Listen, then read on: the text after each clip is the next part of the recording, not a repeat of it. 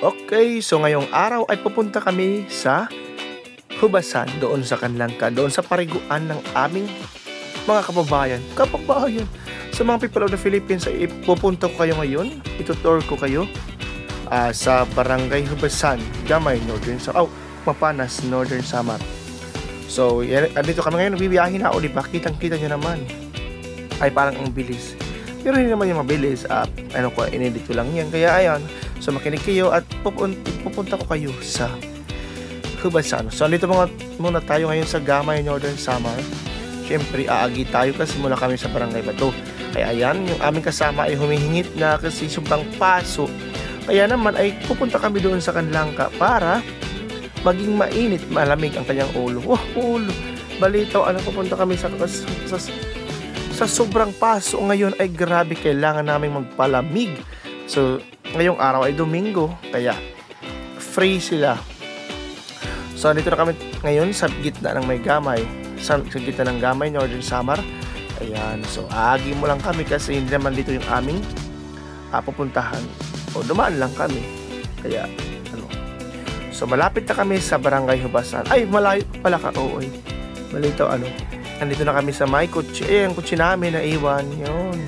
So, nandito kami ngayon sa may Gamay Central Elementary School. So, lumapos na kami. O, yan. Nandito na kami ulit sa may Lower Libertad. Ayan, di ba? Ang dagbit-dagbit pala. Grabe. Kasi, pag iniilit talaga. So, ayan na kami ngayon. So, lumapos na kami ng Kalawis. Ayan.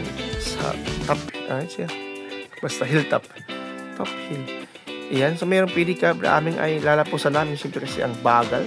Kaya, ayan. So, lumapos na kami. Malapit na kami sa may Libertad. Upper Libertad. Malayo-layo pa pala. Kala ko.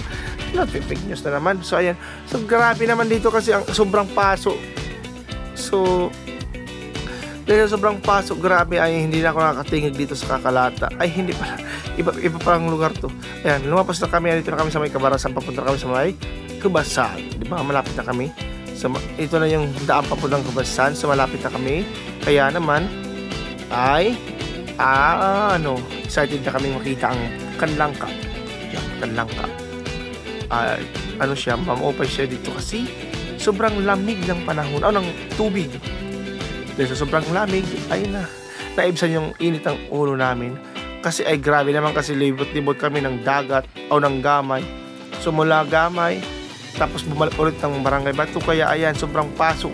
Dahil yung aming sinakyan ay chariot na siya.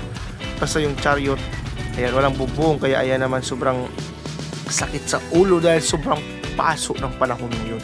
So ayan na nga, malapit tayo dito sa ating patutunguhan. So ayan na nga, dito tayo ngayon sa may ligid ng highway, ligid ng bukid. Ayan, lumapos pala tayo sa ligid ng bukid. Ay, nakuha yung aking pag-dabish aking pag-voice over. Ayan, so malapit na tayo. Andito na tayo, nakarating na tayo sa Canlangka. Canlangka, pero walang langka. Meron lugod pakuan. Ayan, bit-bit ng bata, pakuan.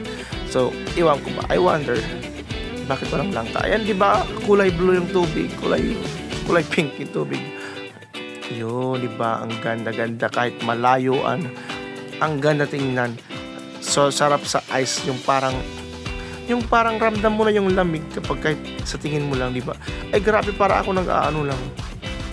Di ba? Yan. So, lulugsad na kami. Kahit madalunot siya kasi medyo mahilis-hilis yung tugtungan kasi, di ba? Sa dami ba naman ng tao, ay maghihilis talaga yung tugtungan.